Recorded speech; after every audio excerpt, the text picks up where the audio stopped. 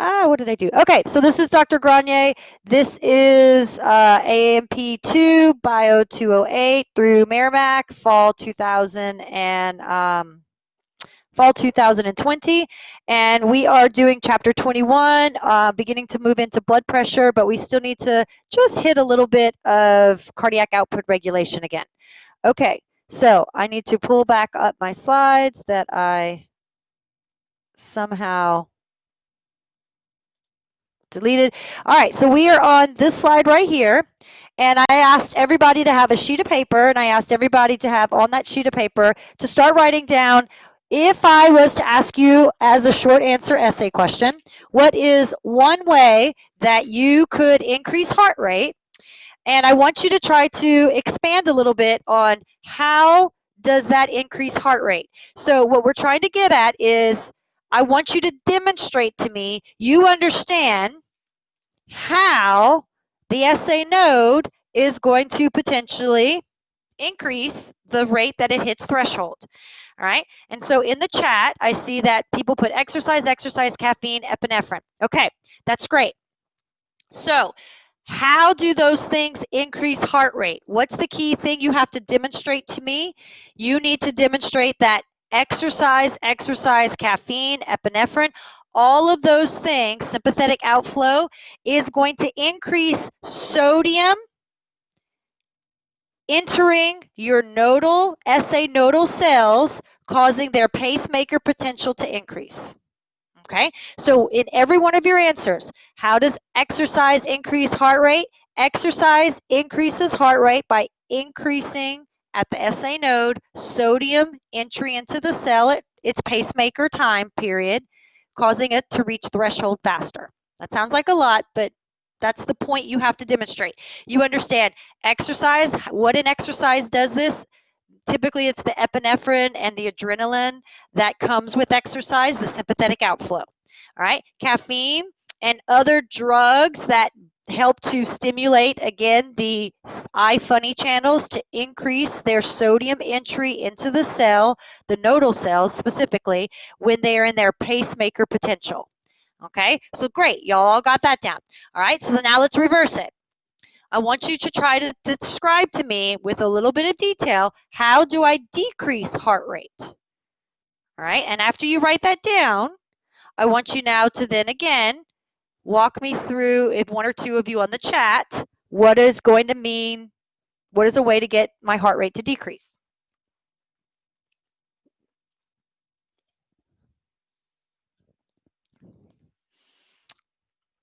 Ooh, silence. That means you're all thinking. All right, so slow breathing at rest, okay. What system are you trying to get your heart rate? What system? There we go. Parasympathetic. That's, y'all are beating me to it. Okay, so remember, the sympathetic helped increase sodium and helped us bring our SA node pacemaker potential, that slope up, so we hit threshold faster. So a good way to then talk about what's a way to decrease heart rate is to try to, again, generate more parasympathetic release of acetylcholine and the vagus nerve, okay? And if we can do that, that should then help us, again, that pacemaker potential, it should flatten it out, and it should help us try to bring the time it takes to threshold longer. So we should then bring heart rate down. Okay. There are some other drugs, there are some other mechanisms that, again, are trying to, in a sense, bring down sympathetic outflow and let parasympathetic outflow increase. There are some drugs that directly do this as well, on our heart rates as well. Okay, so good job. All right, so the key is we're working at the SA node, we're working at, if we want to increase heart rate, we try to use drugs, we try to use hormones, we try to use norepinephrine and the sympathetic nervous system to increase that sodium entry. If we want to bring heart rate down, we try to use acetylcholine, we try to use drugs, we try to use things that try to either block the sodium entry, slow down the sodium entry, or increase potassium exiting so that pacemaker potential is going to take longer to threshold and heart rate comes down. Okay, good job. All right, now the follow-up question. So again, if we have cardiac output, where's my pencil?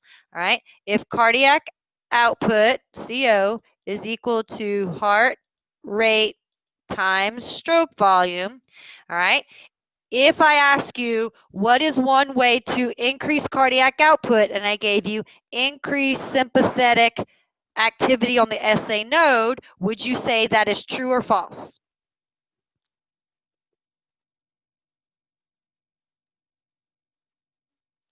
Good, true. All right. And again, if I say, what is one way to increase cardiac output, and I give you increase parasympathetic at the vagus nerve, true or false?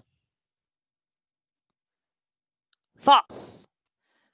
Remember, parasympathetic should decrease heart rate.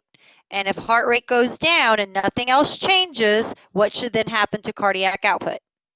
It should go down.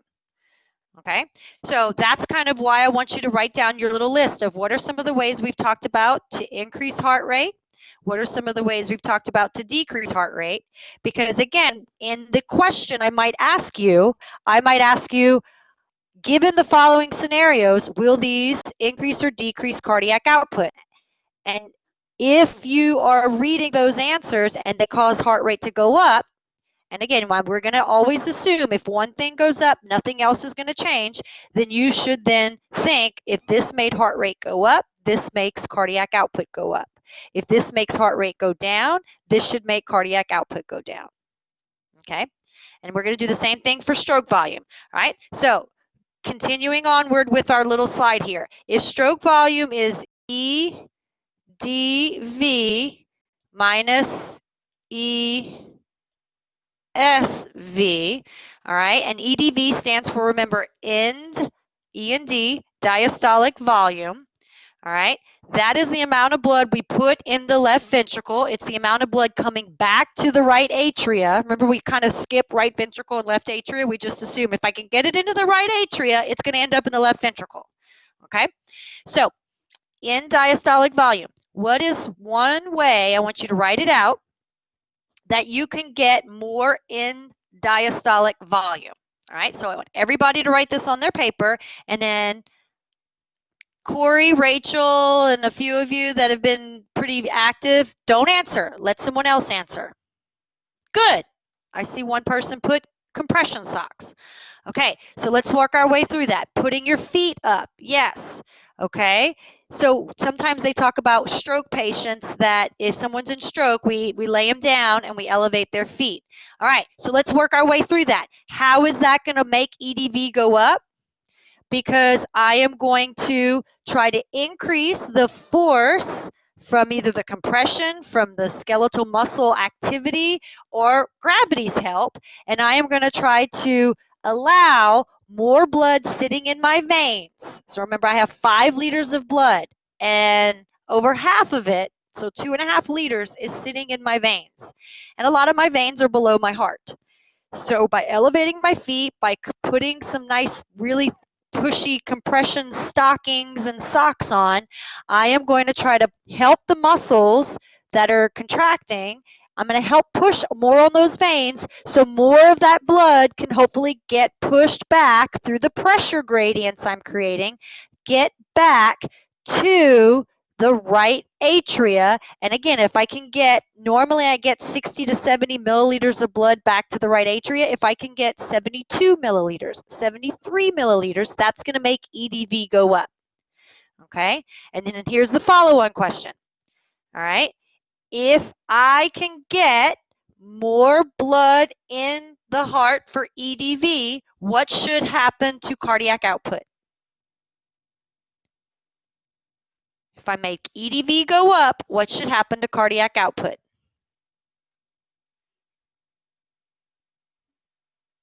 It increases, correct. All right, good. So everybody, as you're like, okay, how is she going to ask questions? Think about all these examples that are given. So compression socks, putting feet up, elevating feet, increased return to the heart. All right.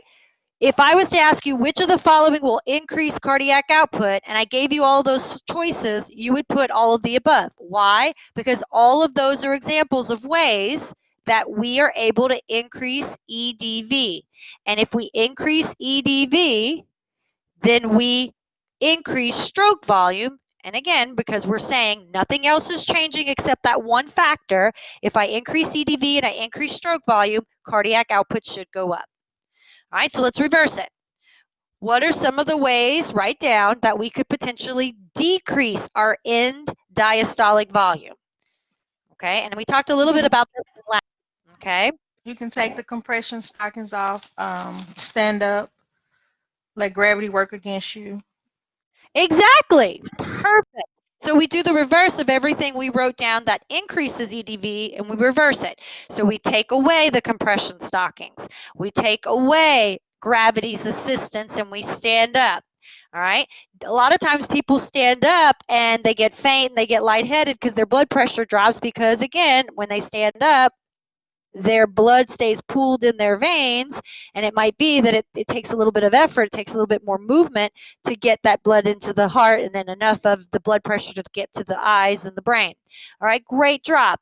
Okay, so again, if I was to give you some, which of the following would cause cardiac output to go down? And I give you compression socks on your feet, putting your feet up as you lay down, standing up and locking out your knees. Which of the following would be A, B, or C would be the correct answer that makes cardiac output go down? You would pick C because it's the one that says EDV goes down. Okay, so good. So we're getting that concept. All right, I didn't get to write it in, but let's now go to ESV. All right, ESV stands for end systolic volume. And remember, this is the volume left in the heart at the end of the contraction. All right, so if I was to try to squeeze my little can here and make all of the soda, shoot out of it, despite no matter how much I squeeze, no matter how much maybe the tubing, wants to accommodate that I'm squishing and I'm shooting out the fluid, there will always be some fluid left. Okay, and that's my ESV. So I want you to sit down right now, and I want you to try to write out what is one way that you can try to make ESV go up.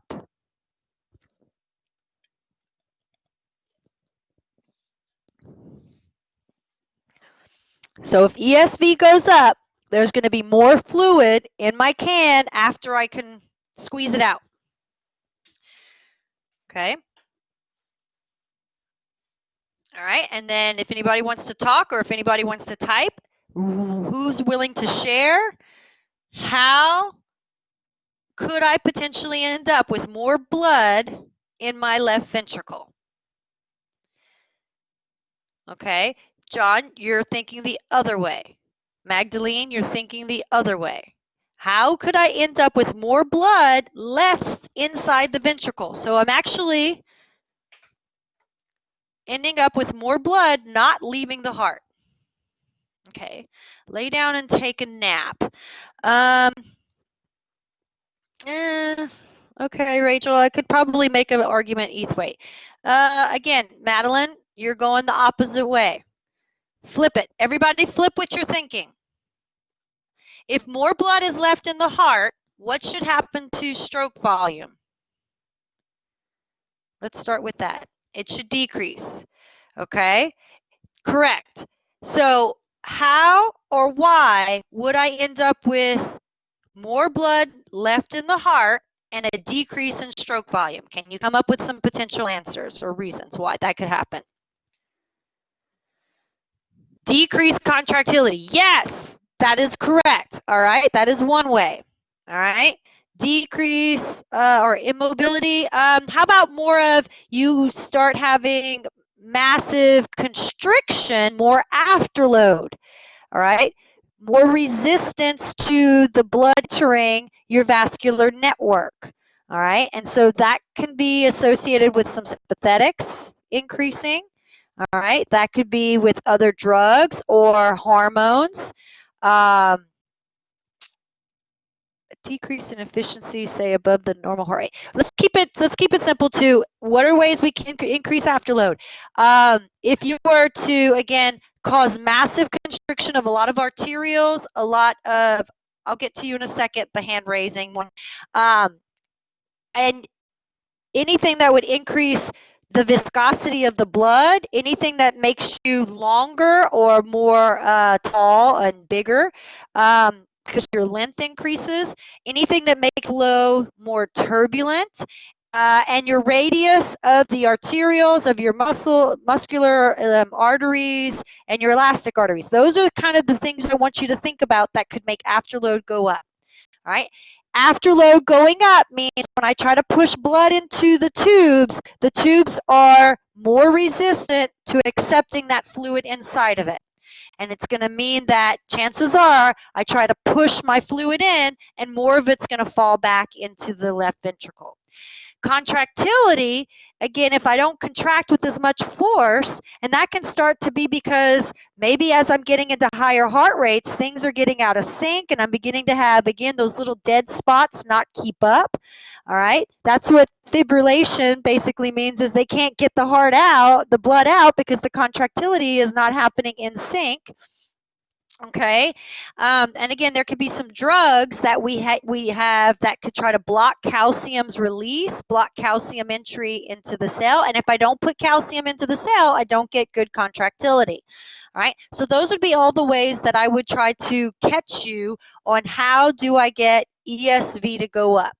I would talk about, again, something related to the length of the vessels increases, something related to the viscosity of the blood related to afterload is going to thicken up, because if I try to push slime through my vessels, it's harder to push slime, a thicker mucousy fluid, than it is to produce a watery fluid.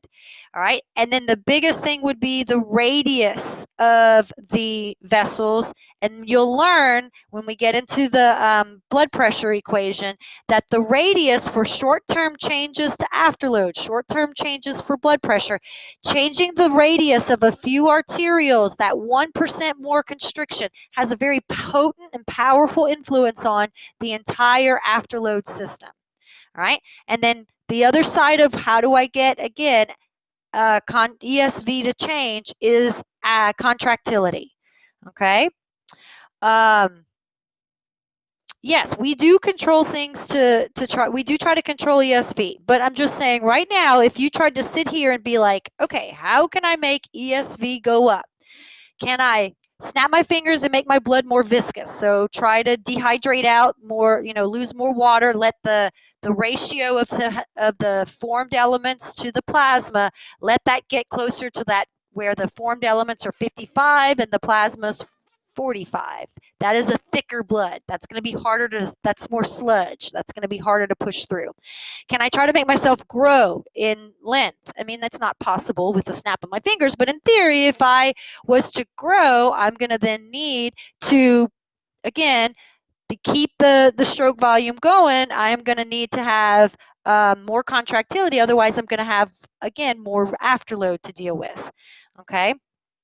A coagulation medication, yeah, if it starts to make more, again, sludginess of your blood, that could make it afterload go up. Okay, so we're talking more not about preload, but we're talking more about afterload when we're talking about ESV. Okay, because ESV represents, were you able to push out enough fluid against the afterload that you're trying to overcome. All right, preload usually means more EDV because you're loading into the heart before you contract more fluid. ESV is how much blood is left in the heart. So how much of the blood did you get out and how much is left? And if the leftover is increasing, it might be because it's harder to push it out because there's more afterload. There's more resistance to blood entering the vasculature than we would normally expect. All right. The other side of, again, ESV and afterload could be how much contractility did I have? Okay, someone has their hand raised. Do you want to do it in the text or do you want to ask your question? Go ahead. No, ma'am, can I just ask my question? Yes. Could a faulty valve cause this? Yes, but we're not trying to go into too many pathological issues right here. Okay, Okay. but yes, if the semilunar valves in the left ventricle, remember our semilunar valve is the aortic semilunar valve. If it doesn't open, if it is known to be stenosis, thickened and harder to open, that is going to make it harder for blood to leave. So every time the heart does beat, less of it gets out because more of it stays in because it's harder to get through the doorway. Okay, your doorway becomes more of a window. All right, and that would, Yes. yeah, this. Okay, Thank you. so that would be another way potentially to make ESV go up. I had that heart surgery done because that's what mine was doing. There you go. So that would be, again, your ESV is going up. And as more ESV is landing in the heart, all right, eventually you might think, oh, well, then we'll have more EDV the next time around. But again, remember for Frank Starling, eventually all that ESV, ESV, and then increased EDV is going to maybe overstretch the heart and cells will start to die. And that's when eventually we can start to get a heart condition known as ventricular dilation, where the chamber gets super big, but the cells around it are less numerous and less strong because so many of them have been overstretched and maybe killed off. Okay, and we don't want that to happen. Okay, so now let's reverse it. All right, no, let's stop. Okay, so if ESV goes up, let's work our way through it. If ESV goes up, that means stroke volume has gone down. All right, and so then if heart rate did not change, what should be happening with cardiac output?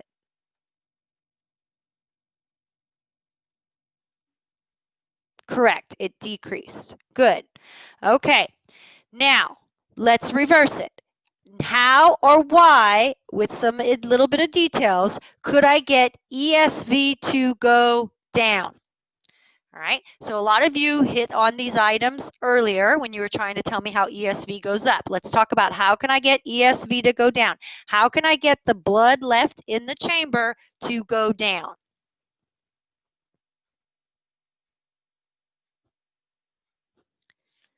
Write it down, put it on your paper, and then when you're ready, someone can talk me to it or chat it out.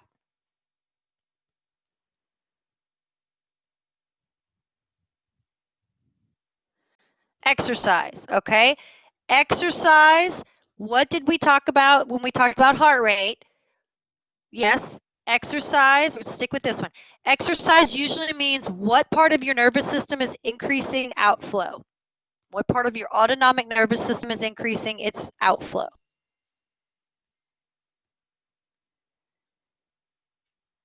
Who wants to try to chime in? But the next one, thinners and Frank Starling, yes, those would also work potentially to get more ESV down. Sympathetic, correct. Okay, so good. All right, so let's talk about sympathetics. Sympathetic, norepinephrine and the hormone epinephrine. If we go back and look at the details, if you go back into the weeds and you go into even higher level stuff, you're going to notice that sympathetics are going to influence calcium entry into my contract cells during phase 2, during the plateau. And they can even influence the proteins that are on the sarcoplasmic reticulum that let calcium in and out. So sympathetic system is going to increase contractility. And when they increase contractility, they are increasing the number of calcium molecules in the cytoplasm during their contraction. And if there's more calcium there in the cytoplasm, more actin and myosin are going to interact, and ATP will be expended, and I will get a more forceful contraction. So I should, if I squeeze on my heart with a little bit more oomph, I should get more blood out. ESV should come down. Okay? So, good. All right, thinners. Thinners, you're trying to make your blood viscosity more liquidy, okay? You're trying to make your plasma versus formed elements more liquidy. So in theory, that should, again, If you make the blood viscosity more liquid-like, that should help you, again, have less resistance for viscosity's sake when you contract on the blood in the ventricle, and hopefully more of it gets out. So good, that's a good one. The Frank-Starling principle, and this is the one a lot of people have a hard time with. Remember, the heart has actin and myosin, and I don't know if you can see my fingers here, that are overlapping. And just like skeletal muscle, if I can put a little bit more blood into the heart, just a little bit, not a lot, all right, I will get a little bit more stretch on my actin and myosin overlap. And then when I ask them to contract, because there's a little bit more space for the sarcomere to shrink, that means more actin and myosin potential interactions and more ATP expended, I can get a more forceful contraction. So the Frank-Starling principle is that if I can get a little bit more preload, get a little bit more venous return, get a little bit more EDV, and get a little bit more stretch on the heart, I will increase contractility. And by increasing contractility, I should forcefully contract, get ESV to go down. All right, just remember the Frank-Starling principle is limited in it'll help me a little bit, but if I keep trying to fill, it will not work after a certain point. So good. Those are 3 good examples you could write down on how to get ESV to go down. Who earlier talked about nitric oxide? Let's think about the afterload component. So we've hit that I can try to make stroke volume go up by ESV going down, all right, by the contractility side, but let's talk about the afterload side. Remember our equation? Can I try to shrink myself in length? Probably not, but in theory, if I was to not have as many long vessels, long pipes, long tubes, if I could shrink myself, that might help me, again, decrease the amount of afterload. If I can get, again, more hydration, more fluid, so I get that viscosity to become more on the liquid side, that'll help.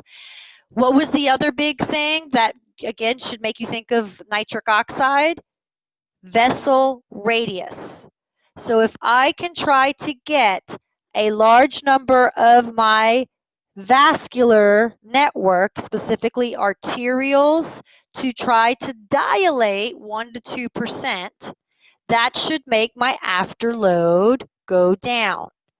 All right, and nitric oxide, nitroglycerin, those are things people take drugs to increase the nitric oxide released on a lot of arterioles to try to stimulate them to all dilate just a smidge. And if I can get them all to dilate just a smidge, think about I'm trying to force blood into the pipes, and the pipes become a little bit bigger and a little more accommodating to let a little bit more of that fluid enter without a fuss. All right? So another way would be to try to, again, increase the vasodilation of arterioles, all right, by either nitric oxide, histamine, or some other natural or drug-induced method, okay? All right.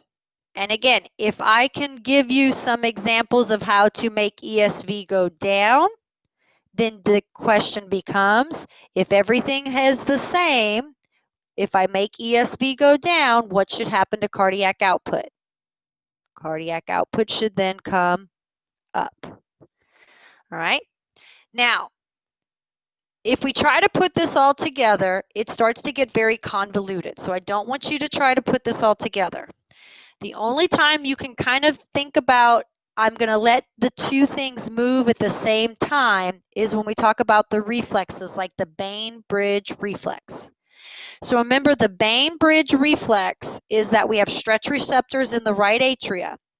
And again, if something happens in the right atria, we just jump into, then that would happen in the left ventricle. So in the right atria, if I start to overstretch it and I start to potentially damage my contractile cells in that area, and I start to stretch to where there's no overlap in my sarcomeres, I have too much filling, too much blood return, too much time allowing blood to come into the right atria.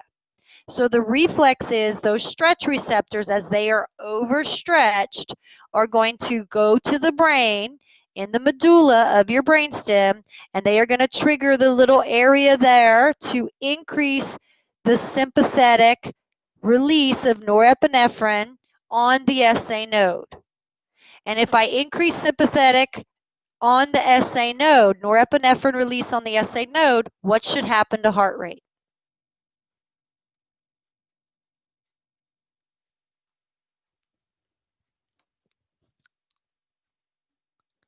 It goes up. Good.